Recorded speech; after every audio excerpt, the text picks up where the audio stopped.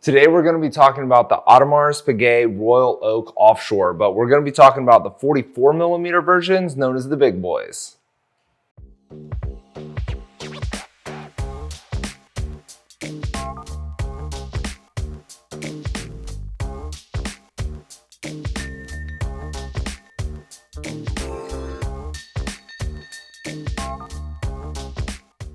All right, welcome back everybody. Like I said, today we're going to be talking about the 44mm version of the Royal Oak Offshore. Now, one of the things about this watch, again, they are all going to be 40mm in sizes. Now, you can very clearly tell that all three of these watches that I have here are different. Now, there are a lot of features that are similar and a lot of features that are different, but let me dig into some of the commonalities that all of these different models that are all a part of the Royal Oak Offshore 44mm club or collection, what they have with them. So again, they're all going to be 44mm in case diameter. All of them are going to have ceramic bezels. Now they're also, because they're all chronographs, they are all going to have your push buttons, right? Well, each one of the pushers, the chronograph pushers, is also going to be, ceramic tipped, and all of the crowns are going to be ceramic. Now, there are some other elements. I mean, you've got the rubber strap. They've got different colors. They do all come with a tang buckle, but the materials can differ. Now, I've got one here in the middle with the kind of the black theme. It's got a black strap, black bezel, black case. That's actually going to be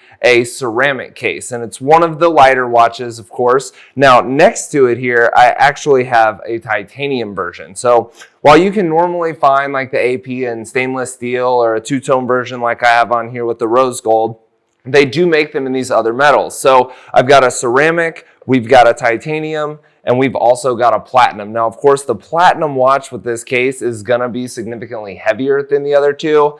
And because it is, I've got some titanium here, some platinum here, you'll notice that the tang buckle on this one is also gonna be made out of platinum to keep it just consistent throughout the entire build of the watch. Both the ceramic and the titanium watches are going to have titanium buckles. So they're really light. It is a very pleasant watch to put on. It is a pretty large size. So if you're not familiar with the larger 40+ millimeter pieces, like these 44s definitely push it into the next level. For instance, the Royal Oak that I'm wearing here today, this one is a very similar watch. It's also a part of the Royal Oak Offshore Club, but it is going to be the 42mm size. Now, all of the dials have what they call the mega tapisserie dial, and that's going to be this waffle pattern that we can see. So it is actually embossed. It's not just like a graphic overlay. If you were able to remove the crystal and touch it, you would be able to feel the actual waffles protruding from the dial.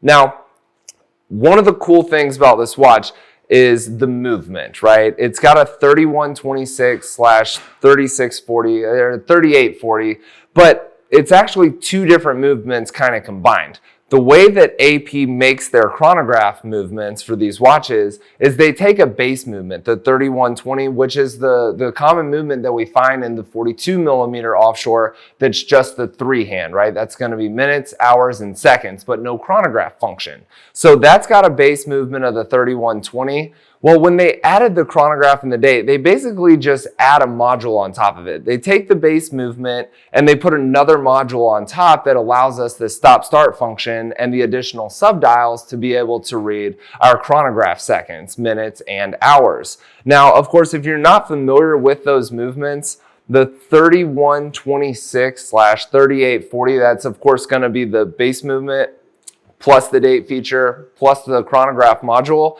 It's going to have 365 parts, and it operates, it's got a 21,600 vibrations per hour, but it has about a 55 to 60 hour power reserve when it's fully wound. Now, of course, if you leave the chronograph running, one thing to keep in mind that your watch is not going to be operating as long as it otherwise would have if it was only operating, with the time only function. And it's pretty common sense, the watch is having to do more inside and it's using the same amount of power. So it is going to kind of drain that reserve a little quicker if you keep the chronograph engaged. Now, you might be asking yourself, you said it's got the same movement as the 42mm, but it's a 44mm watch. So yes, the movement is actually the same size. So it's just the same size movement for the 42 placed inside a larger watch case. Of course, larger dial, larger hands, but it does give us some really cool features, and they did actually make a couple of differences. Now, let me get it to, every single one of these is going to have the exhibition case back, and that goes with the 42 as well. But they made a difference on the automatic rotor. That's the little part that looks kind of like an axe head that swivels around. Now you'll notice that on the 44 millimeter, where we have the automatic rotor, it's actually going to be a skeletonized version, so you can actually see more of the movement itself.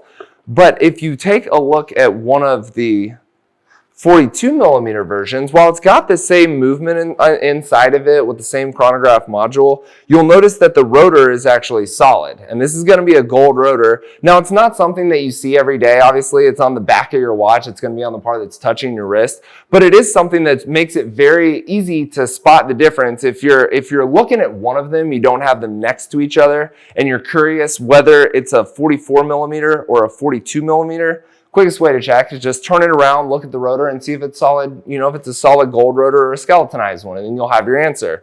Of course, the pushers on this one are also kind of a dead giveaway. They don't have the paddle style chronograph pushers that you'll find on the 44. But again, these are fantastic watches. They're made with extreme care. Obviously, there's a very high number of parts in them. Now, just a number of parts doesn't really, make things better just because it's more sophisticated. But there are a couple of things that really do add to the accuracy and reliability of these watches. And one of those things is going to be what is commonly referred to in the watchmaking industry as variable inertia blocks. And these are timing mechanisms that have generally screws that go on the outside of the balance wheel. And of course, you can adjust one to go in and out and the other to do the same thing.